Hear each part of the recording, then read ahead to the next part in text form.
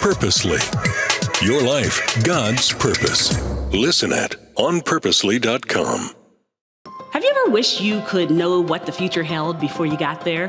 What if you were given the gift of knowledge before you even began your journey? Now, I've been thinking about that because I made a lot of stupid mistakes when I was younger. And I wish I had someone to say, don't go down that road, go down this one. I'm Sherry, and welcome to From the Eyes of Wisdom, where we are pairing an experienced elder from Christa Senior Living with a passionate King's High School student ready to launch into the world. And while these conversations won't tell the future exactly, they did reveal a lot we weren't expecting about how to live life well. Are you ready? I can't wait for you to hear this.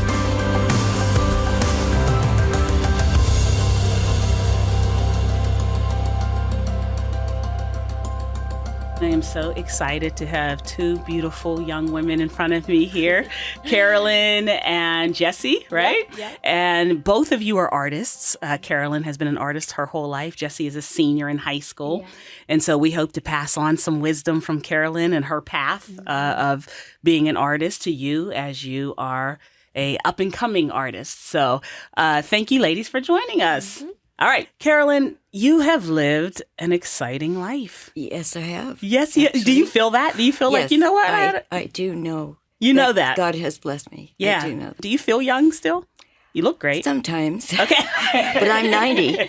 So, You're what? I have a long past. You look gorgeous. Well, thank you. That's all the Lord then. Okay. Yeah. So you sometimes feel young, sometimes not so much. Right. Yeah. Because I get tired easily. Yeah. And I don't do some of the things that I used to do. Okay. But it's fun to reminisce about the things that I did when I was younger. Well, that's what we're going to do now. Yeah. Now, this is some of your art. Yes. On the podcast, you can't see it. Sorry, guys, but it's wonderful. Can you show Jessie just a little bit of some of the stuff you did? Wow. And is that drawing just freehand? Just drawing? Yeah. Yeah. And pencil? It was done in ink. Almost all the work that I did was done in ink because it was going to be printed. Oh. But what I started with, when I was 3 years old, I began drawing because I had an uncle who was an editor of photography on the New York Daily News. Oh, wow. And he encouraged me and my sister, both of us actually did things with art. But from the time we were little, he kind of singled us out from all the young nieces and nephews that he had and gave us things all through every Christmas, every birthday with something. Encouraging that gift. Exactly. And how old were you? Three. And I could have been a little younger.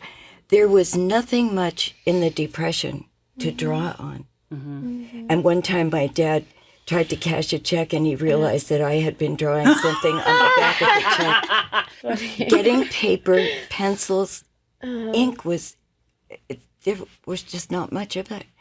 So I would scrounge, and I used to draw even on grocery sacks that were then just like we have the paper ones now that are kind of mauve color or brownish. So you had a passion for it when you were young. Little. When you were little. Wow. So your uncle sees this and he's encouraging that passion. Encourage it. Do you remember when you felt like, I think I love this. I think I can be an artist. How old were you, do you think? I don't think I remember. But really? Does it feel like it's always been here? Yeah. Mm-hmm. Okay. So in the Depression, you wouldn't be able to go and get a notebook necessarily. There wasn't a lot to draw on. To buy anything with paper to draw on was unusual. There might not have been right in New York City, where I was actually born. But after my dad left the job in New York and went into the northern New Jersey, there just weren't stores that had art supplies. Now there are all over the country, but then there wasn't. Do you remember the first thing you drew? No. Well, we drew paper dolls, my sister and I. We didn't have a lot of money, and it was fun. We could draw someone, and the people that we were drawing a lot of was Princess Elizabeth and Princess Margaret Rose from Great Britain.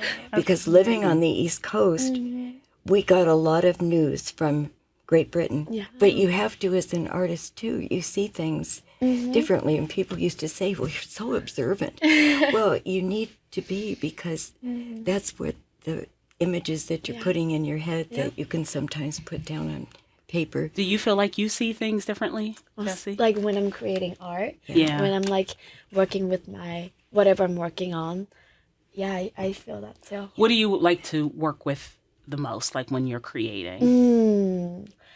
Well, I really like just paper and pencil. 'Cause Okay. it's just easiest, you know. Yeah. But I've been trying to work more with acrylic and canvas. Okay. How's that going? It's fun. I really like it. Okay. So is art your goal? Yeah, Like, yeah, for that's what sure. you want to do. You want to work in art. Do you Yeah. know in what capacity? I want to be a digital artist. I want to be. That's something that I'm still trying to figure out. I Okay. really like digital too.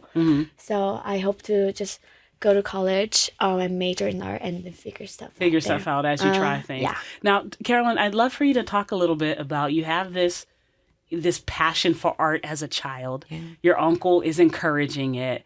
And then when did we have an accident with your hand? That was in college, 2 weeks before I graduated. I had taken classes that I didn't need to take because I had all of the points that I needed to graduate. So I thought, well, I'll take a class in jewelry making. That would be kind of fun.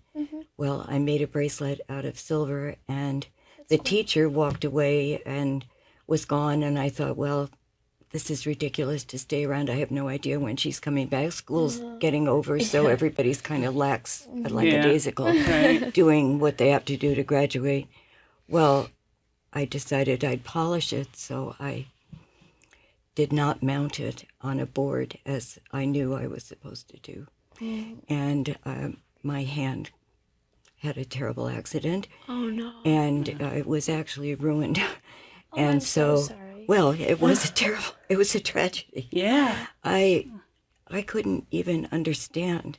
I was still thinking young. I was not a very sophisticated 21-year-old, and I thought my life is over. I will not get my job. I can't do anything. I was going to ask, how did that impact how you see yourself? Because I'm guessing if you love art at 3 and that's your passion, then all the way up to 21, that's it. It's art. Like, I love radio. I love audio. So that was my thing. I didn't have any other thing. So it's the equivalent to me of if at 21, and I know I'm going to get, that's exactly right. I know I'm going to get this job with Oprah, and I'm going to follow Oprah, and then I lose my voice. Oh no. That's exactly. So it impacts your self. First thing the doctor at Syracuse University at the hospital said was, "I hope you're not a pianist."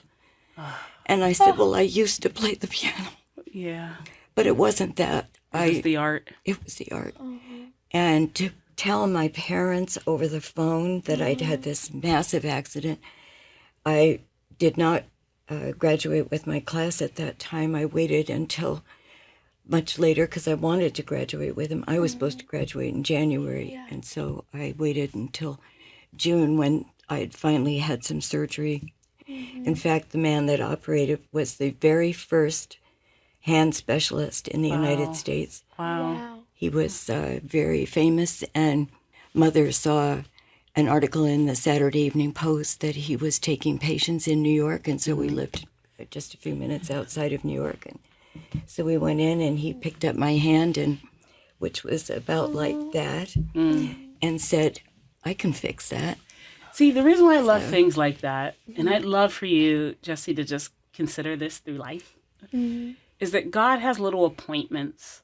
He's kind and he's watching, right? Remember, I wasn't a Christian. I know, but I was not a believer. But he still then. knows, and he's watching. And I know. Yeah. It was still, I didn't realize it. Yeah. So I was truly miserable. So you're not a believer. Wow. No. You're not a believer. So tell me, so at that point, are you get, at some point you get married? And neither were my parents, and neither was my husband-to-be. Okay. So my husband that I'd met at Syracuse and dated him, but wasn't terribly serious. Somehow his parents lived close to where my parents were.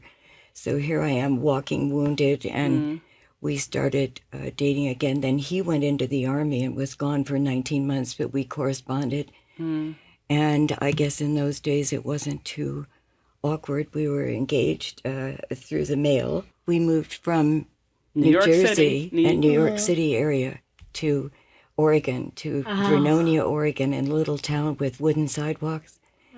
And you're still suffering from your hand trauma. and trauma. Trauma is a good word.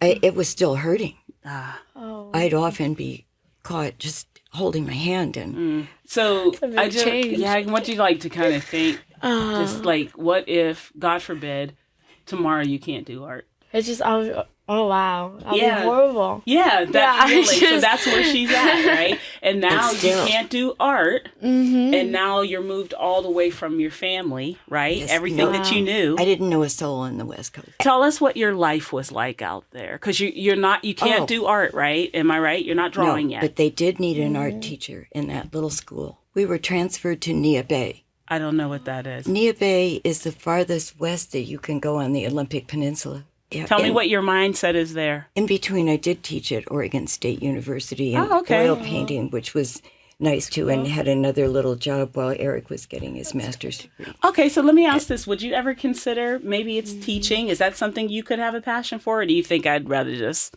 do the art? Do you think teaching? I would love to teach too. Yeah? Teach art? Yeah. Okay. Well, that'll be fun. That's a blessing for you then, because to do that and pass it on. And I had one student who went on to be really not famous and rich, but he went on to work for Walt Disney and loved it and would write to me every year and call me teach. And I was able to go and talk to his parents to get them to keep him from staying on the farm in Vernonia, Oregon, and let him go to Chenard, which was in L.A., and I don't know whether Chenard is still there, but it was a wonderful art school and probably the best one on the West Coast at that time. You never know All right, so teaching is who's a part. going to help you or who you will help, and it is a blessing to be able to do that. I love that. So let's talk about your spiritual journey. So Yes. from New York to one city in Oregon and all the way far as west you can get, still not a In the believer. state of Washington. How do you intersect with God? What did He set up to Well, get I your had attention? 2 children, Okay. both born while we were out in the Wild West. Okay. And so I thought, well, there is a little church in Clallam Bay, so I'll take the kids there and they can go to Sunday school, because I'd gone to Sunday school as a child. Okay. But obviously it didn't do much good. So I started taking them, and without fail, the woman that was the pastor's wife would come out, and I was sitting reading a Time magazine, and I'd taken garbage to the dump because we didn't have any garbage service at Sail River Camp in Nia Bay. Okay. So I would say, "Oh, no, thank you." Oh, when the pastor's wife would Oh, come? yeah. It'd come out every Sunday and say, "Would you like to come inside?" And I would say, "No, thanks." Huh. Well, one day a woman came to our door and she said, "There's a new Bible study at this little church, and I know your children go there. I'd like to have you come with me." And I said, "I'm not interested." No, thank you. So she came again about a week later, and I thought, this is odd. And I said, "No, thank you," probably forcefully. Yeah.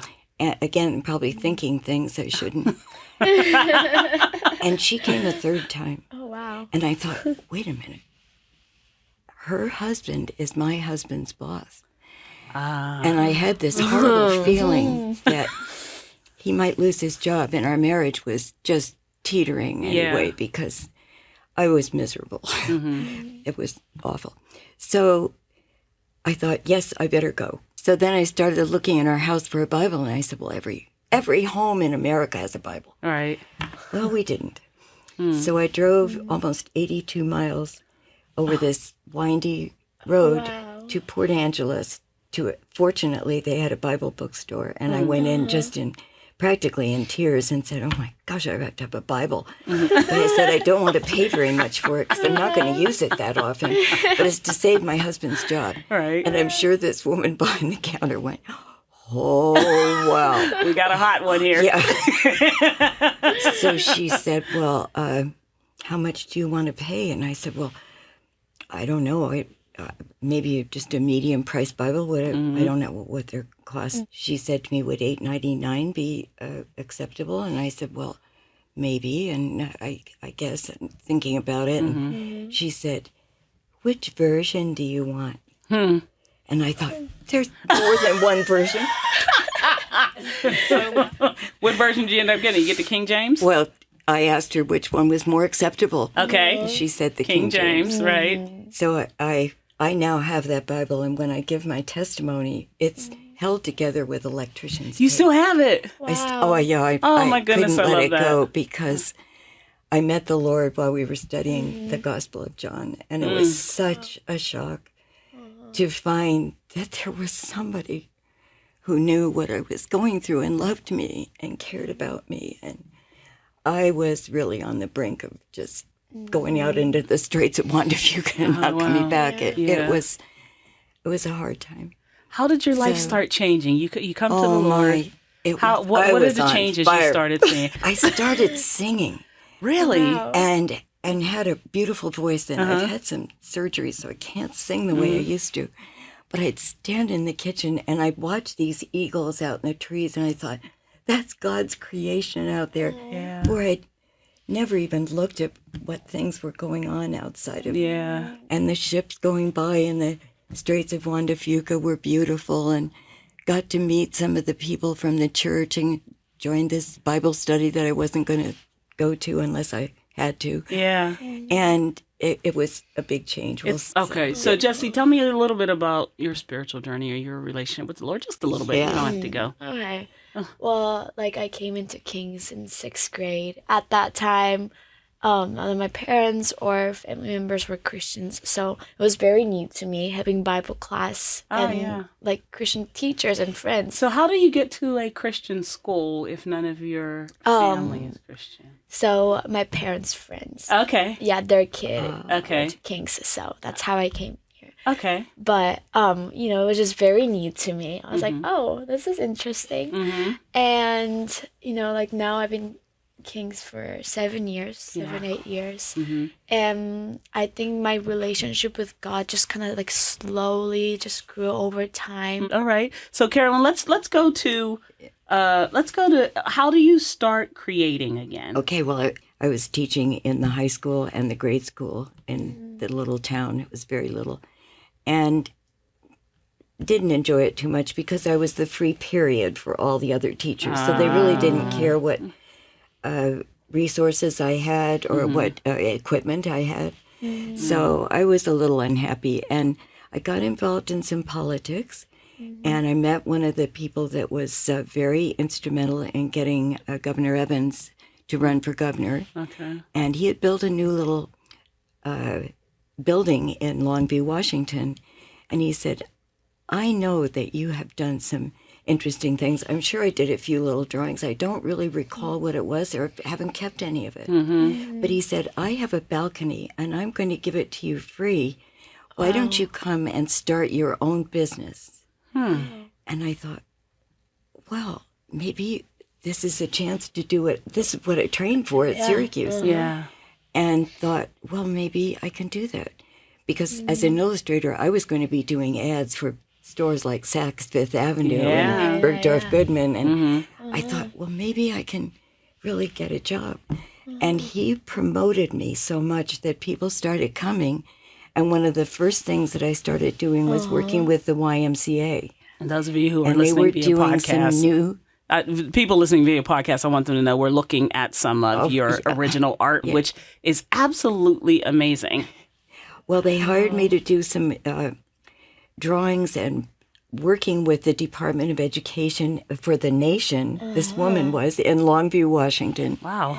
And so I was illustrating her books that she was writing on how to include people with disabilities and mainstream them. That was called mainstreaming back then. Okay. And so we became really good friends. Yeah. And I think she came to know the Lord. Hopefully, because I was so still on fire for the Lord. Yeah. And I always said he's the one that did everything. Let's talk about you have this little studio now, right? Yes. And you're drawing for people. And how do you begin to do? Because when I was reading your story, I had no idea. Are you in the Girl Scouts? Have you ever done Girl Scouts, Jessie? No. Okay. I didn't know Girl Scouts had a calendar. They didn't. They didn't. Well, actually, they had 8 million printed in in Nevada someplace Okay. by a printer, and they were all generic colored pictures of scenery around the country. They had nothing to do with Girl Scouts, except that at the bottom of it said that was a Girl Scout calendar. Were any pictures of girls or anything? It was just random things? One of the men I started working with was the publisher of the newspaper in Longview, Washington. Here again, the Lord's opening a door. And he said, I have an idea because my daughter is a Girl Scout and this calendar is ridiculous. He said, why don't you do something? You can do a calendar and we'll make it just for our council here, which was the Pacific Peaks. And I said, well, I'd have to have some pictures of people. So they gave me, a lot of them were Polaroids, which are a little hard to see people's faces, but we did a prospectus for the Pacific Peaks Council in Olympia at that time. And they loved it. And so they didn't buy the calendars from the Girl Scouts. Oh, they took your calendar. They took our calendar and sold it. Well, then other people began to see it, and pretty soon we had Girl Scout councils from all up and down the coast, Pacific coast, saying, hey, come down. So the publisher and I would go down and talk to people, and while they were talking business, I was drawing them from their faces of the people that managed that council. Now, let me ask you this, because Jessie, in your interview, I read, you said one of the things you would like some guidance or wisdom about overall is how not to get distracted. Am I right? Yes, Can you give me a little more about like that question? So like, I guess just not get distracting. So like, I do sports and I'm a high school student. So like finals and just overall, there's a lot of distractions. And sometimes I'll just tell myself, okay, just you're gonna go home. You don't have any homework today. Like make art. Yeah. And sometimes I'll get distracted, you know, I'll chat with my sisters. So like, how do you like kind of like push yourself to like, keep creating art on your free time? I was older, of course, with my girls were in college by the time I got to doing the Girl Scout calendars. I started with these calendars in 73. Let's say you're not making anything for anybody. Would you just kind of create? Would you just kind of draw? Sometimes I do. Because I think that's what you're talking about too, right? Like, do you just create? So like do you think like having deadlines helps? Yeah. Yes. Okay. But it's also scary. Yeah. Because you can't make mistakes. Although I don't think it's quite as hard when you're doing them for publishing. If you do mess up something, you can white it out. When you're doing an original pen and ink drawing, which I did, house portraits, I called them, which are hanging in some of them in the lobby down at Crestwood Park right now, those you couldn't make a mistake because there's no way to white it out without people knowing that you've done something wrong. And I was dipping the pens into India ink and bringing them onto a page. So the fear always was what you would drop a drop of ink. I can't. My hand would have been shaking with everything. I just would have been like, oh my gosh, I would have just been. I'd have been on edge. It was a gift. It was a gift from God. I knew like that. A gift. And I knew that He was helping me do it because you can see it. Otherwise, in today's world, when you're working on a computer, I think you can. It's forgiving. These were not. They really had to be done pretty doggone well. All right, I'm gonna give you this. Take that, Jessie. I'm handing her an index card, handing her a pen. Okay. Yeah. If you have one piece of advice, she's gonna take that index card to college. She's gonna she'll be 45 years old and look at me like I remember what Carolyn said to me. Well, what would that one for her always life? Give the Lord the first part of doing any project. Tell Him that you want His help in doing it because He's the master creator. He created the world and all of these incredible things that we see. And He has that power to help you if you ask. And then when you do work for people, be sure that you try to cooperate. Everybody that I ever worked with, especially after I was a believer in being paid for things, I wanted them to know that I would do anything to try to get what was in their head that they envisioned that they wanted to put out to the public about their businesses or their whatever it was they were trying to sell to the public, that I would do my best to bring that from them. And as a result, I became friends with some, and I know some of them became Christians. So your life can have a huge impact on so many people. And so you'll have joy as you get older and no regrets. No regrets. And it's just a wonderful way to live. I wouldn't go back and live the way the first 30 years of my life were for anything. Even though he was there all the time, but I used his name in vain. I was a nasty sinner. And to be forgiven for those and to be given a gift, to do something that I loved to do and couldn't do on my own was incredible. I love so that. So give him that honor and glory. Right and from he the start. loves you. I can tell how much he loves you, and I can tell you love him too. Yes, People I do. sometimes said to me, we can see Jesus in you. And I do see Jesus in you. And it's a blessing.